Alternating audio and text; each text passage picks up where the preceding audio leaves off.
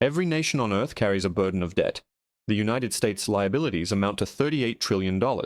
Japan's debt stands at $9 trillion. Collectively, the entire planet is indebted by $315 trillion, a sum 3 times the magnitude of the global economy. Yet a perplexing paradox arises, one that should inspire profound unease. If everyone owes money, to whom exactly is it owed? The answer defies conventional understanding. As one traces the lineage of creditors, discerning who truly holds the financial obligations, a disquieting truth emerges. The world does not owe money to any specific entity. Rather, it owes money to itself. However, 4 influential financiers spanning 3 distinct centuries meticulously orchestrated this very design. They established a framework where repayment of debt is rendered impossible, governments are perpetually borrowers, interest accrues indefinitely, and those who architected this intricate scheme profit immensely from every transaction, every economic downturn, and every governmental rescue. This is not a fabrication of conspiracy theories, it is a verifiable historical account. The meetings transpired, the agreements endure, and the operational mechanisms are publicly documented. Once you comprehend the architecture of this system, you will grasp why the $38 trillion debt of the United States is not an issue requiring resolution, but rather the system functioning precisely as intended. Allow me to introduce the 4 pivotal figures, the 4 critical junctures at which this debt edifice was constructed, and the reasons every government worldwide is now inextricably ensnared within its confines, with no apparent escape. Prior to the year 1694, monarchs customarily acquired funds through older methods. They would approach merchants or aristocrats, pledging repayment with interest. In instances of default, creditors incurred losses, and monarchs would then seek alternative lenders. This practice presented risks for financiers and complications for rulers, but its scope was limited. Debt was either settled or written off. The financial cycle completed itself. William Paterson, a Scottish merchant and ambitious financier who had previously attempted numerous ventures without significant financial success, fundamentally altered this paradigm. In 1691, he conceived a notion destined to reshape global civilization.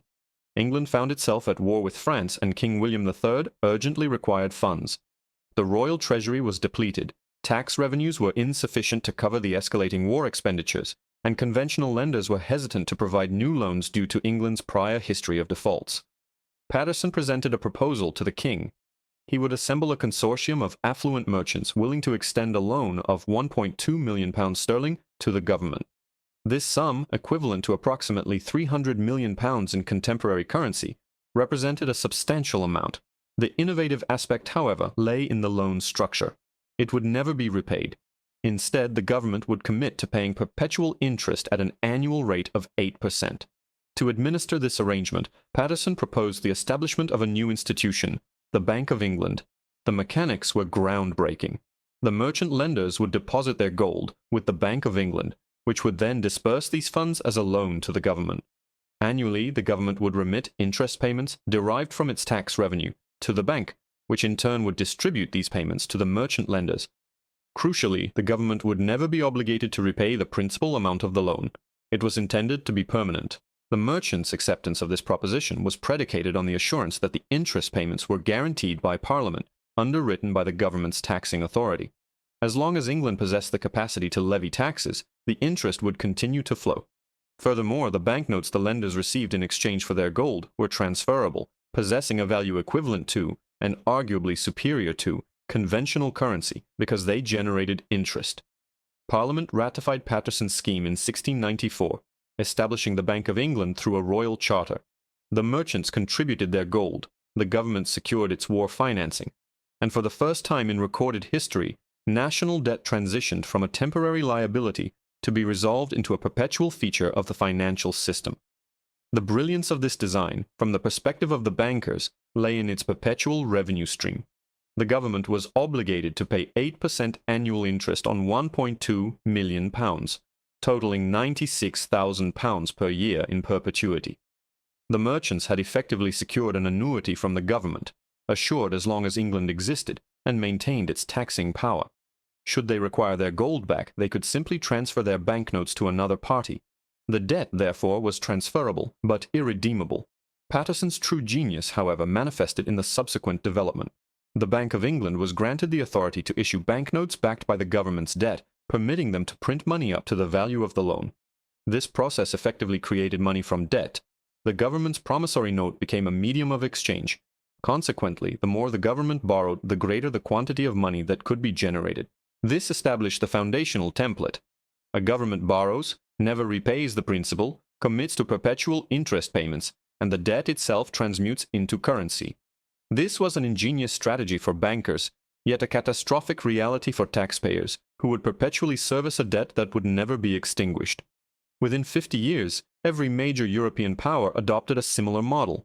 France instituted the Banque Générale, while the Netherlands, possessing already advanced financial infrastructure, formalized government debt issuance. By 1790, the newly independent United States emulated this system, with Alexander Hamilton, as previously discussed, explicitly modeling the American financial framework on the Bank of England, incorporating permanent debt, interest funded by taxation, and tradable bonds as currency. Paterson died in 1719, not having amassed significant personal wealth despite his creation of the Bank of England. However, the system he established endures 331 years later. The Bank of England continues to operate, and British government debt has never been fully retired. It has been consistently refinanced, rolled over, and expanded, but never eliminated. The debt trap was effectively set in 1694, and every subsequent government has willingly entered it. By the early 1800s, European governments had enthusiastically embraced debt, utilizing it for military campaigns, infrastructure development, and operational expenses. However, a formalized market for this debt did not yet exist. Each loan was negotiated individually, interest rates fluctuated considerably, and participation was largely restricted to the wealthiest financiers. Nathan Rothschild revolutionized this landscape by industrializing sovereign debt. The Rothschild family, initially engaged in currency exchange and trade in Frankfurt, established banking houses in 5 major European cities: London, Paris, Frankfurt, Vienna, and Naples, by the year 1800. This interconnected network was unprecedented, enabling them to transfer capital across national borders with unparalleled speed. They leveraged this capability to dominate the issuance of sovereign debt. Nathan Rothschild, operating from London, served as the strategic mastermind. During the Napoleonic Wars, Nathan facilitated loans for Britain. His pioneering innovation, however, lay in his structuring of these financial arrangements. Rather than directly lending to the government, he acquired government bonds at a discount and subsequently resold them to investors at a profit, thereby creating a secondary market. When governments required immediate funds, Rothschild provided them, subsequently selling the bonds to entities such as pension funds, insurance companies, and affluent individuals. The government received its capital promptly. Rothschild garnered the price difference, and investors acquired a marketable asset. The situation took a more ominous turn when Rothschild expanded his influence beyond mere financing. He strategically positioned himself to ensure that governments had no alternative but to engage his services. At the Battle of Waterloo in 1815, Nathan Rothschild reputedly received intelligence of Napoleon's defeat before any other individual in London, owing to his superior courier network. He exploited this informational advantage to manipulate the bond market. Initially, he liquidated British bonds, creating the impression of a British defeat, which led to a precipitous decline in bond prices. This induced panic among other investors, prompting them to divest their holdings. Subsequently, after prices had plummeted, Rothschild acquired substantial quantities of these bonds at exceptionally low valuations. When news of the British victory arrived the following day, bond prices surged, enabling Rothschild to amass millions, not through what we would today classify as insider trading, but through his control of information and adept market timing. This established the Rothschild modus operandi: control the information, control the issuance, and control the market. By 1820, the Rothschilds wielded considerable influence over European sovereign debt. Any government seeking to borrow funds was compelled to engage with the Rothschilds, as they commanded the investor network, controlled distribution channels, and dictated the terms of lending.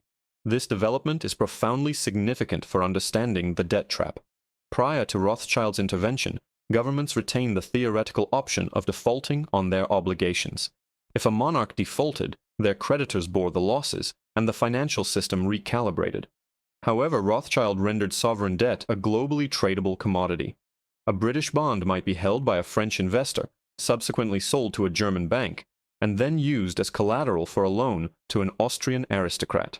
The resultant web of ownership became so intricate that a default would no longer signify a refusal to repay a single creditor, but would precipitate a collapse of the entire international financial network.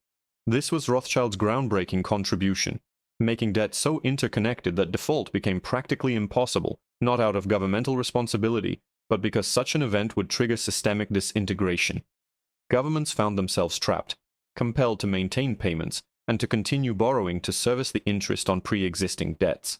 The debt trap evolved from being merely perpetual to being utterly inescapable.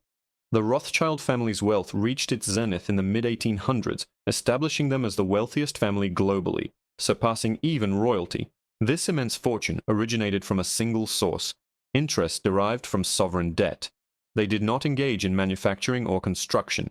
Their wealth was accumulated by lending money to governments and collecting perpetual interest. The system initiated by Paterson in 1694 was industrialized by Rothschild by 1815, ensnaring every European government. By 1900, the United States was emerging as an economic superpower, yet its financial system remained rudimentary. Banks operated independently. The money supply was tied to gold, and there was no centralized mechanism for managing debt. J.P. Morgan addressed this deficiency, not for the public good, but to safeguard his banking empire. In 1907, a severe financial panic gripped the nation. Stock prices plummeted, banks failed, and the economy ground to a halt. J.P. Morgan personally orchestrated a bailout, convening the leading New York bankers in his private library, locking the doors, and compelling them to pledge their personal fortunes to stabilize the faltering institutions. This intervention proved effective, quelling the panic and establishing Morgan as the de facto central banker of America. However, at 70 years old, he recognized his inability to repeat such a feat.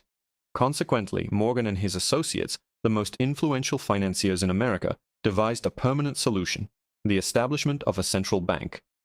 Nevertheless, Americans harbored a deep-seated animosity towards central banks, having previously shut down the first and second banks of the United States due to widespread populist opposition. Thus, Morgan's group concealed their true intentions. In 1910, Morgan's associates, including Senator Nelson Aldrich and representatives from major banking institutions, convened a clandestine meeting on Jekyll Island, Georgia. Over a period of 9 days, they formulated the structure of what would ultimately become the Federal Reserve System. The secrecy of these meetings was deemed essential, as public knowledge of bankers designing the nation's monetary system would likely incite widespread unrest. The strategy involved astute political manipulation. The institution would not be labeled a central bank, but rather a Federal Reserve System, comprising 12 regional banks rather than a single entity. It would not be governed by Wall Street, but overseen by a board of governors appointed by the president. This arrangement projected an image of decentralization, democratic control, and public oversight. However, the underlying structure ensured continued banker dominance. The regional Federal Reserve banks were privately owned by their member banks, which in turn elected the boards of these regional institutions. These regional boards then selected the members of the Federal Reserve Board. While the government appointed some board members, the bankers retained ultimate control over the system. Critically, the authority to create money and purchase government bonds was vested in the Federal Reserve Bank of New York, which was directly influenced by the largest Wall Street banks, including those owned by Morgan. The Federal Reserve Act was passed by Congress in December 1913, largely because most representatives lacked a comprehensive understanding of the legislation they were approving. Immediately thereafter, the debt trap expanded significantly. The government was no longer solely borrowing from commercial banks. It now borrowed from the Federal Reserve, which possessed the capacity to generate money to acquire government bonds, thereby ensuring unlimited demand for government debt. The implications are profound. Prior to the Federal Reserve's establishment, there existed a natural limitation on governmental borrowing, as banks possessed finite capital to lend. However, the Federal Reserve could conjure money through the purchase of government bonds. The government issues a bond, the Fed acquires it with newly created currency, the government expends this money, and the debt is recorded on the Fed's balance sheet, underpinned solely by the commitment of taxpayers to service it indefinitely. This mechanism facilitates perpetual debt accumulation. The Federal Reserve ensures a consistent buyer for government bonds, thereby maintaining perpetual demand and enabling governments to borrow without cessation, rolling over their debt indefinitely as the Fed will always purchase it. The interest payments then flow from taxpayers to the banks that collectively own the Federal Reserve System. Morgan died in 1913. The the same year the Federal Reserve was established. His enduring legacy is the structural framework that makes the current $38 trillion United States debt feasible. Without the Federal Reserve's capacity to act as a guaranteed buyer, the market would be unable to sustain such borrowing levels. The debt trap, therefore, became effectively infinite. By the 1970s, the debt trap constructed by Patterson, Rothschild, and Morgan was globally operational. All developed nations engaged in borrowing, debt rollover, and interest payments. However, developing nations presented a different scenario. They borrowed for infrastructure projects, and many struggled to meet their payment obligations. The debt trap was approaching its limits until Paul Volcker rendered it permanent. Volcker served as the chairman of the Federal Reserve from 1979 to 1987. He confronted a significant challenge: inflation exceeding 10% and a declining credibility of the United States dollar, with foreign governments losing confidence in its stability. He recognized the imperative to curb inflation, even at the cost of inducing an economic recession. Consequently, in 1979, Volcker enacted a substantial increase in interest rates, raising the federal funds rate from 11% to 20%, its highest level in American history. This drastic measure effectively brought inflation under control, but also had a significant secondary effect. Developing nations, having borrowed billions of dollars during the 1970s when interest rates were low, now faced the daunting prospect of repaying these loans at significantly elevated interest rates. Countries like Mexico, with an $80 billion debt, Brazil, with $60 billion, and Argentina, with $40 billion, found themselves unable to meet their obligations. The interest alone surpassed their export revenues. In August 1982, Mexico announced its inability to make payments, signaling a potential default. This event threatened to trigger a global financial collapse, as American banks had lent a substantial portion of these funds. A default by Mexico would have resulted in severe losses for institutions such as Citibank, Bank of America, and Chase Manhattan, potentially leading to their failure and jeopardizing the entire banking system. Volcker possessed the option of allowing these defaults to occur, enabling banks to absorb losses and allowing the market to self-correct. However, he opted against this course of action. Instead, he orchestrated a bailout mechanism facilitated by the International Monetary Fund, IMF. The IMF would provide loans to Mexico, Brazil, Argentina, and other nations, sufficient to enable them to continue making interest payments to American banks. These loans were termed structural adjustment loans and were contingent upon stringent conditions. These conditions were severe.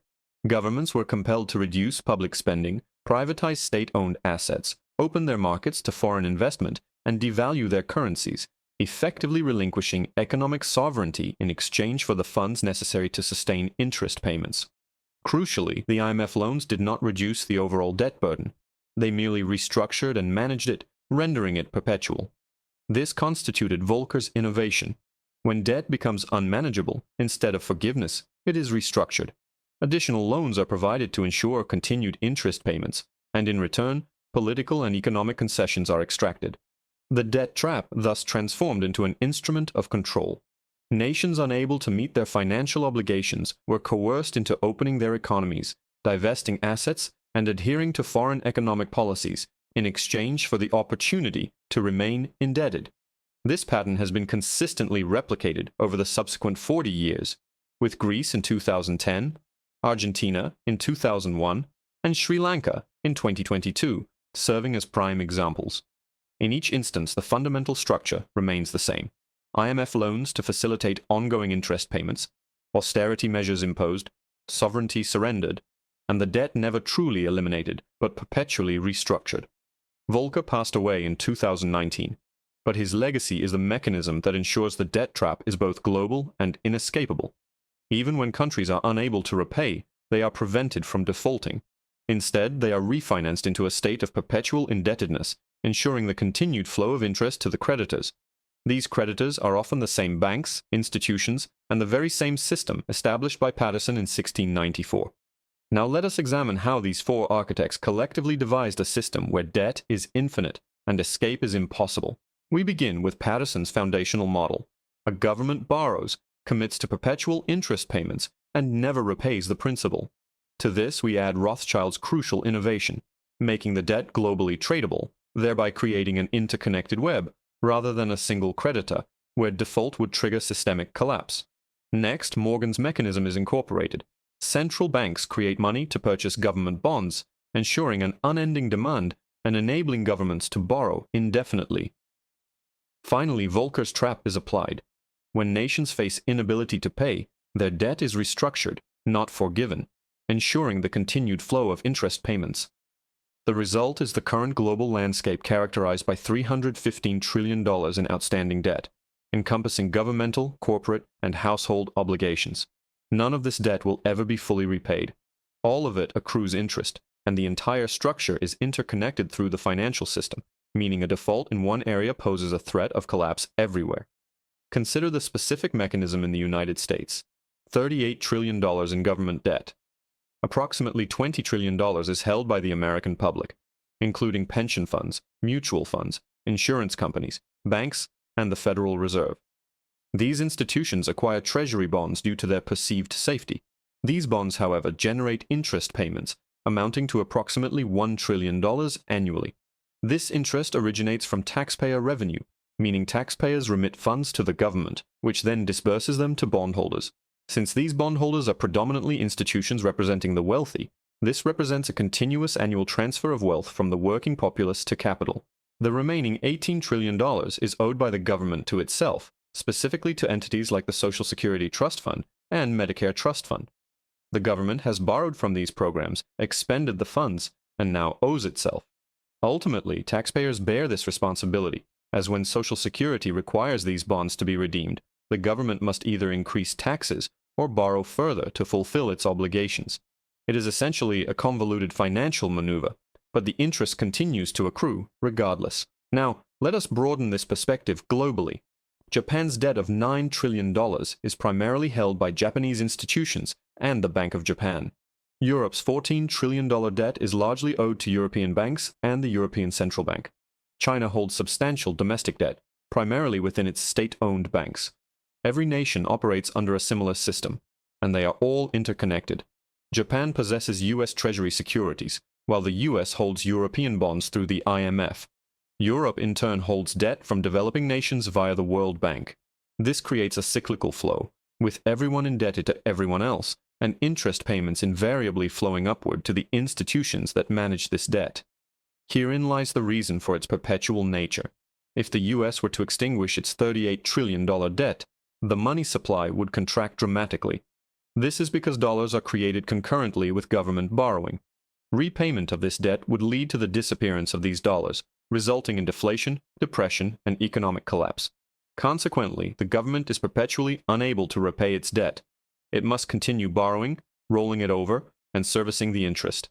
The same principle applies globally. If every government were to eliminate its debt, the global money supply would shrink by 2/3, leaving insufficient currency to facilitate commerce and causing the system to seize. Therefore, debt cannot be eliminated. It is an inherent structural necessity, deliberately designed as such. And who profits from this arrangement? The institutions that hold this debt: BlackRock, Vanguard, State Street, and Fidelity. These asset management firms collectively control trillions of dollars. They invest other people's money, from pension funds, retirement accounts, and insurance premiums, in government bonds, and they collect the interest. This amounts to approximately $1 trillion annually from U.S. debt alone, in addition to interest from Japan, Europe, and other global sources. This annual trillion-dollar interest payment represents a colossal transfer of wealth from taxpayers to bondholders. It is the largest wealth transfer in history, a continuous structural process largely invisible to the general populace because it is not explicitly labeled as a tax, but rather as debt service. However, the underlying mechanism is identical. Workers contribute, institutions collect, and the debt itself never diminishes. Finally, let us consider the architects themselves. These four individuals did not collaborate directly. They lived in different historical periods. However, each independently addressed a specific financial challenge in a manner that ultimately benefited bankers, and each subsequent solution built upon the preceding ones. Patterson established permanent debt in 1694. Rothschild globalized it by 1815. Morgan rendered it infinite by 1913. Volcker established this inescapable reality in 1982. In tandem, they engineered a framework wherein nations perpetually incurred debt, servicing interest indefinitely. Consequently, Those who hold the bonds, manage the liabilities, and receive the interest payments emerge as the primary beneficiaries. This advantage accrues not to national treasuries or the populace, but to the financial entities themselves. And here lies the ultimate revelation. 38 trillion is not a crisis for them. It represents a thriving business model. Each unit of outstanding debt constitutes an asset on someone's ledger, generating interest and serving as security for further credit. So long as faith in the system endures, and so long as the populace believes governments will honor their interest obligations, even if the principal remains unaddressed, the mechanism continues to operate. The debt entanglement is now absolute, rendering escape impossible without triggering the collapse of the entire financial edifice. Four masterminds spanning 300 years conceived of a singular system, and every soul on this planet is now ensnared within its grip.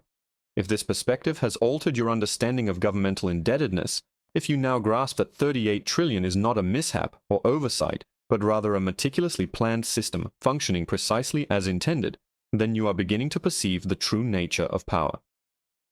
Subscribe if you wish to comprehend the construction of this apparatus and identify its operators, for such knowledge is deliberately excluded from conventional education. They will instead indoctrinate you into viewing debt as a challenge requiring resolution. However, the creators understood a fundamental truth. Debt is not an impediment, it is the very bedrock upon which everything is built, and interest is merely the fee we pay for tenancy within their dominion.